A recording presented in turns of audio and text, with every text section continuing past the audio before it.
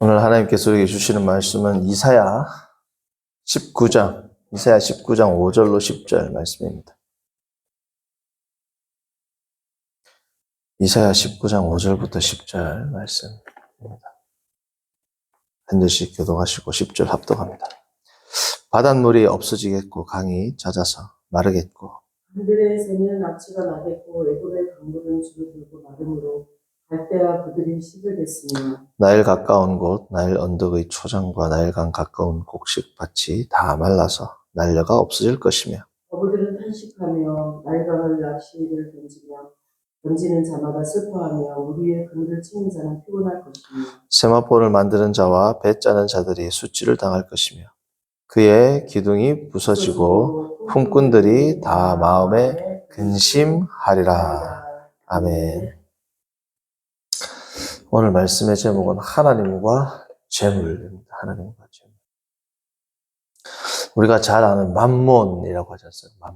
맘몬은 사실은 아람어 마몬에서 파생되었고 이것이 이제 헬라어에 그대로 음역이 되어서 마모나스 이렇게 해서 이 원래의 뜻은 property, 소유물, 그리고 재물, 부 이렇게 되는 겁니다. 그래서 우리가 되게 맘몬이라고 많이 하죠.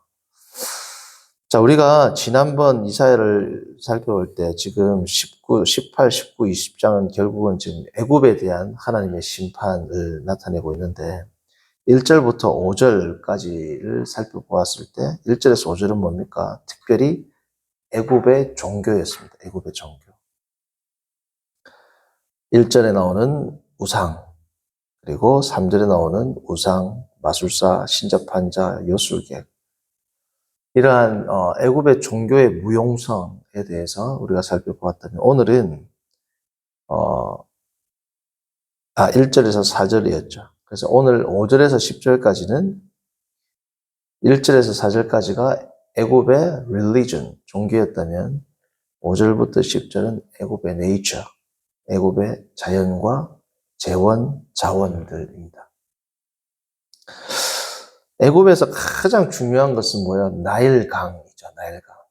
나일강은 그리고 이 나일강에 신도 있습니다. 그렇죠? 그래서 강이 피로 변하는 그러한 심판이 처음 있었지 않습니까?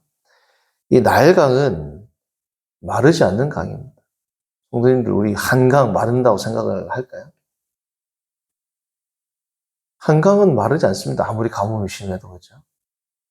나일강은 이 한강과는 비교할 수 없는 어마어마하게 긴 강이단 말이죠. 그렇죠. 근데 이 나일강이 결코 마르지 않는다라고 애굽인들은 생각했고, 특별히 이 나일강의 홍수, 범람은 그들에게 축복의 기간이었죠.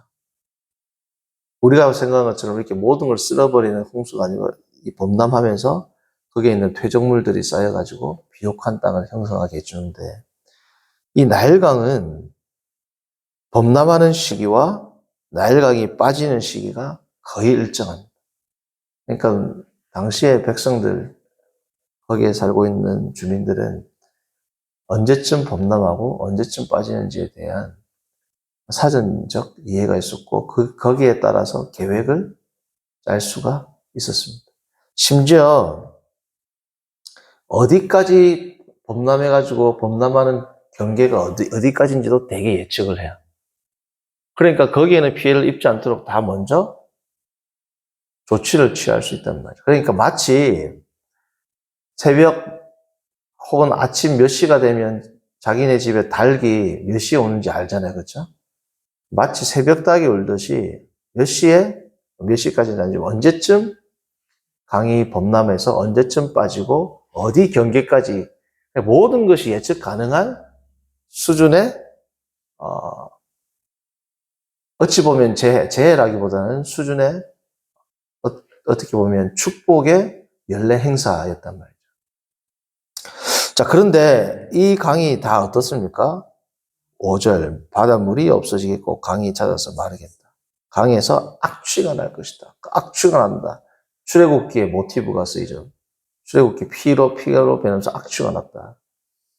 그러니까 출애굽기의 모티브가 쓰였다는 건 뭐예요? 하나님의 엄중한 심판을 의미하죠. 출애굽기의 10가지 제약은 다 하나님의 심판을 상징합니다. 그렇죠? 그 하나님의 심판. 나일강이 마르고 나일강이 악취가 난다. 이건 불가능한 겁니다. 불가능. 그런데 이 일이 결국은 일어나게 될 것이다라는 예언입니다. 애굽이 가장 신뢰하는 처음 뭐예요? 종교, 그들의 신. 그리고 두 번째 뭡니까? 그 자연. 그 자연도 다 어떻게 된다? 자, 봅니다. 7절. 나일 가까운 곳, 나일 언덕의 초장과 나일 강 가까운 곡식밭이 다 마르났어요. 가까운 곳이라고 쓴 이유가 뭘까요? 범람해가지고 가장 비옥한 곳입니다. 나일강 변에 가장 비옥한 곳이 어떻게 된다는 겁니까? 다 마르고, 그리고 뭐예요? 말라서 날려가 없어진다. 6절. 갈대와 부들이 사라진다. 8절. 어부들이 탄식한다. 9절. 수치를 당한다. 10절. 다 마음에 근심하게 된다. 그러니까 이게 나일강이 철저하게 나일강의 가치를, 효용이 있다 없다 어떠한 가치를 지닐 수 없게 되는 그러한 시대가 온다라는 것. 가장 애굽의 문명, 애굽의 재원, 애굽에 있는 백성들이 살 수 있는 가장 기본적인 틀이 뭡니까? 나일강으로부터 시작되거든요. 그게 오늘날 뭡니까? 그게 돈입니다. 돈. 하나님과 재물이잖아요. 자, 나일강이 언제 빠지고 언제 들어오고 그 범위가 예상되듯이 우리가 돈을 다 어느 정도 예상해야 하냐. 내가 언제 월급을 받고 어떻게 투자를 하면 어느 정도 예상이 빗나갈 때도 있지만 어느 정도의 우리가 예상을 할 수 있습니까? 없습니까? 하죠. 그러니까 뭐 이번 달에는 얼마를 아끼고 이번 달에는 뭐 아이를 뭐 학원을 보내는데 힘들어서 이번에는 학원을 뭐 못 보내겠고 뭐 이게 나온단 말이에요. 외식을 줄이고 이게 나온단 말이죠. 우리가 컨트롤할 수 있는 것이라고 생각합니다. 돈을. 자, 여기서부터 돈의 매력이 시작이 돼요. 사람들은 자신이 돈의 노예라고 이야기하면 받아들일까요? 안 받아들일까요? 안 받아들입니다. 예수님께서 너희가 하나님과 재물을 겸하여 섬길 수 없다. 이 말은 하나님의 종이든 돈의 종이든 겸하여 섬길 수 없다. 섬김의 대상이 된다는 것은 돈이 나의 뭐가 된다는 겁니까? 주인이 된다는 거예요. 주인이 된다는 것은 신앙의 대상이 되고 내가 섬기는 대상이 되고 내가 숭배하는 대상이 되는, 결국은 19장 1절에서 4절에 나오는 우상이 뭐가 된다는 겁니까? 돈이 된다는 거예요. 그래서 우리가 만몬의 시대 뭐 그렇게 이야기를 많이 했지 않습니까? 요즘에는 그런 말이 없지만 한 30년 전 유행했단 말이에요. 자, 그러면 돈에 대해서, 돈의 노예다라는 말에 대해서 잘 사람들이 수긍하지 않는 이유는 열심히 돈을 벌기 위해서 하는 활동들은 성실함이라고 표현을 합니다. 사람들. 그렇죠? 성실하고 참 사람이 노력을 할 때 의지가 있고 잠을 자지 않으면서까지 열심히 일하는 것을 보면 사람들이 그것을 아름답게 표현하지. 요즘 세상에 와, 돈의 노예다라고는 이야기 안 한단 말이에요. 물론 막 돈 때문에 사람들이 성품이 망가지거나 아니면 남을 해하거나 이런 것들은 죄가 되지만, 성실히 자기가 그리고 자기 가족들이 살 수 있기 위해서 열심히 일하는 것을 가지고 사람들이 저 사람은 돈의 노예다라고 안 한단 말이에요. 성실하고 한다고. 그 이유가 뭘까요? 돈을 내가 열심히 벌어가지고 돈이 나를 부려요? 내가 돈을 부려요? 사람들을 생각할 때는 내가 돈을 부립니다. 어느 정도 예상이 되고 마치 나일강에 대해서 사람들이 어느 정도 컨트롤할 수 있듯이 돈에 대해서 내가 예상을 하고 돈이 있으면 차를 사고 돈이 있으면 집을 사고 돈이 있으면 뭐 백화점 가고 다 내가 주인이에요? 돈이 주인이에요? 내가 주인이란 말이에요. 그러니까 이게 돈의 매력이란 말이죠. 왜요? 내가 모든 것을 할 수 있게 됩니다. 하나님처럼. 예수님께서 하나님과 돈을 겸하여 섬길 수 없다라는 그 말의 참 의미는 뭐냐면 네가 주인이 될래? 하나님이 주인이 될래? 이 뜻입니다. 왜요? 돈을 우리가 열심히 버는 것은 내가 모든 나의 일상에 일어나는 일에 누가 주도권을 갖겠다? 내가 주도권을 갖겠다라는 겁니다. 우리가 하나님한테 기도할 대부분의 일들, 하나님께 기도하는 대부분의 것들은 돈을 통해서 해결이 다 돼요. 요즘에는 암도 막 아주 말기 아니면 돈 있으면 치료됩니까? 안 됩니까? 자, 성도님들, 내가 너무 힘들어서 하나님 아버지 이번에 이 일이 있는데 해결해야 됩니다. 돈이 있으면 해결돼야 안 돼. 대부분 해결된단 말이죠. 아, 사업이 있는데 돈이 있으면 돼. 아, 집이 필요한데 돈이 있으면 돼요. 아, 자녀가 자녀들에게 좋은 학교, 좋은 선생님, 좋은 과외 선생님을 붙여주고 싶은데 기도하는 게 빠를까요? 돈이 빠를까요? 하나님께 기도하는 게 빠를까요? 돈이 빠르단 말이죠. 집이 너무 갖고 싶어요. 아, 저 아파트 하나님 주세요. 그게 빠를까요? 내가 돈 있으면 그걸로 부동산 가서 사는 게 빠를까요? 돈이 훨씬 빠릅니다. 그리고 돈이 훨씬 효과적인 것처럼 보입니다. 자, 그러니까 하나님께 우리가 잘못 생각하면 내가 하나님께 구질구질하게 기도하고 부탁하느니 돈 있으면 다 돼야 안 돼. 뭐 한다고 기도하고 하냐고. 돈 있으면 다 되는데. 그러니까 사람들이 뭘 쫓아가게 된다? 돈을 쫓게 된다. 그것이 돈의 노예가 된다라고 예수님은 영적인 진단을 하신 겁니다. 우리가 생각할 때 돈을 내가 마음대로 쓰지만 결국은 돈이 나를 주관하는 삶을 사게 된다. 재물이. 그러니까 이 돈은 어떤 매력이 있느냐? 내가 하나님 자리에 앉을 수 있습니다. 그렇죠? 내가 하나님 자리에 앉을 수 있다. 심지어 타인의 삶까지도 내가 주도할 수 있어요, 없어요? 타인의 삶까지도 내가 주도할 수 있는 힘이 있습니다. 예를 들어서 제가 큰 회사의 사장이다. 그러면 사원들에 대해서 소위 말하는 갑질이 가능해요, 안 가능해요? 가능하단 말이에요. 이 돈은 타인들이 나를 우러러보고 타인들이 나를 심지어 숭상하게, 숭배하게까지도 만들 수 있는 존재가 뭡니까?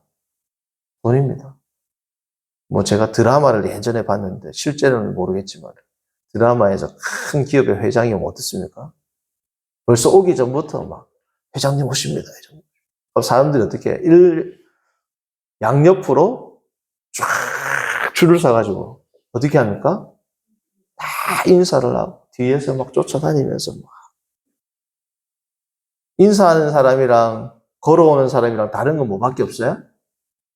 돈이 있다 없다. 돈이 있다 없다. 돈이 많으면 어떻게 돼요? 탁 떠받든단 말이에요. 삼성가에 누가 왔다. 난리 나요, 안 나요? 그러니까 얼굴만 비춰도, 야구장에 얼굴만 비춰도 어떻게 돼요? 뉴스에 난단 말이에요. 막 사진이 찍혀가지고 인터넷에 돌아다닌단 말이에요. 그러니까 이 돈은 우리가 끝없이 올라갈 수 있게끔 만들어주는 게 뭐예요? 돈입니다. 그리고 내가 주도권을 가지고 굳이 기도할 필요 없이 모든 것을 내 하고 싶은 대로 할 수 있게 만들어주는 게 뭡니까? 그게 돈이란 말이죠. 자, 그러니까 소위 어떤 말이 있습니까? 이 돈보다 더 타인의 삶을 쥐락펴락할 수 있는 게 뭐예요? 권력이잖아요. 예를 들면. 그러니까 권력을 한번 쥐고 권력을 맛본 사람들은 권력은 자식도 나누어주지 않는다. 이런 말이 있잖아요. 그렇죠? 왜 그럴까요? 그야말로 자신을 신적인 존재로 만든 권력은. 타인의 삶을 완전히 좌지우지할 수 있단 말이에요. 그래서 어떤 말이 있습니까? 권력은 가장 강한 그 어떠한 마약보다도 강한 정신적 마취제다. 뭐 이런 말이 있잖아요. 어찌되었든 간에 오늘 하나님과 재물이라는 이 말씀의 제목으로 제가 성도님들과 나누길 원하는 것은 우리가 하나님을 섬기든 돈을 섬기든 둘 중에 하나입니다. 내가 열심히 돈을 쫓아가지만 내가 삶의 모든 것을 주도권을 가지고 살아가기를 원하는 사람들은 참 안타까운 일이지만 나는 돈에 뭐야? 노예가 돼 있고 돈을 섬기는 자로 살고 있다는 것. 성도님들, 돈을 쫓지 않고 주님을 쫓는다. 말은 쉽죠. 돈을 쫓지 않고 주님을 쫓는다. 이 말은 정말 말은 쉬운데 실제의 삶 가운데 우리가 선택의 기로에 있을 때 특별히 내가 재물에 힘이 들고 자금에 있어서 내가 정말 압박을 받을 때 하나님이냐 돈이냐 해서 이 부분에 대해서 뭐예요? 극복해 나가는 게 참 신앙입니다. 제가 신앙생활을 하면서 저를 볼 때, 그리고 성도들을 볼 때, 두 가지가 위험해요. 신앙생활 하면서 돈 문제에서 그 사람들이 그 사람을 알려면 뭐 해봐라 그래요? 돈 거래해봐라 그러죠. 돈 문제에 있어서 이게 극복이 안 된다? 신앙이 성숙하지 못하고. 두 번째, 뭐야? 자녀 문제. 자녀 문제에 있어서 신앙적인 선택, 신앙적인 생활, 신앙적인 세계관, 가치관을 가지지 못하고 자녀를 양육한다. 돈 문제, 자녀 문제에서 많은 성도들이 뭡니까? 넘어집니다. 오늘 말씀을 통해서 우리가 이 이사야의 말씀을 보면 마르지 않을 것 같은 나일감, 마르지 않을 것 같은 재물, 손에 있는 모래처럼 어떻습니까? 하나님이 훅 불어버리면 사라지는 것. 이것을 우리가 추구하고 쫓으며 살지 말고, 물론 돈은 필요하죠. 물질 필요합니다. 그러나 그 필요한 양식을 성경은 뭐라고 하면 일용할 양식이라고 합니다. 그 일용할 양식을 하나님이 주시는 분깃에 만족하고 하나님의 분깃에 감사하며 주님을 종으로 섬길 때 주인이 주시는 그 분량에 감사하며 살아가는 하나님을 주인으로 섬기는 저와 여러분들 되기를 바랍니다. 기도합니다. 거룩하신 하나님 아버지, 오늘 우리가 이사야의 말씀을 통해서 애굽의 종교 그리고 애굽의 자원 이 다 쓸모없음을 살펴보았습니다. 사실 종교, 애굽의 우상과 애굽의 강은 사실은 하나인 우상 숭배에 다 포함될 수 있음도 우리가 살펴보았습니다. 더불어 예수님께서, 우리 주님께서 오늘 영적인 주인, 영적인 신뢰의 대상, 숭배의 대상으로까지 우리가 섬기며 숭배하며 살아갈 수 있음을 경고하였음을 다시금 우리가 상기하게 하심도 감사합니다. 하나님 아버지, 눈코 뜰 새 없이 바쁘고 힘들고 특별히 경제적인 어려움과 고난과 어려움 가운데 살아가는 모든 성도들에게 참 주인이 누구인지를 바르게 깨닫고 오늘도 주님의 종답게 하나님 한 분만을 섬기며 모든 세파와 어려움 가운데에도 흔들리지 않는 신앙으로 주께 영광 돌리며 나아가는 복된 인생들 되도록, 복된 성도들 되도록 인도하여 주옵소서. 예수님의 이름으로 기도합니다. 아멘. 하늘에 계신 우리 아버지여, 이름이 거룩히 여김을 받으시오며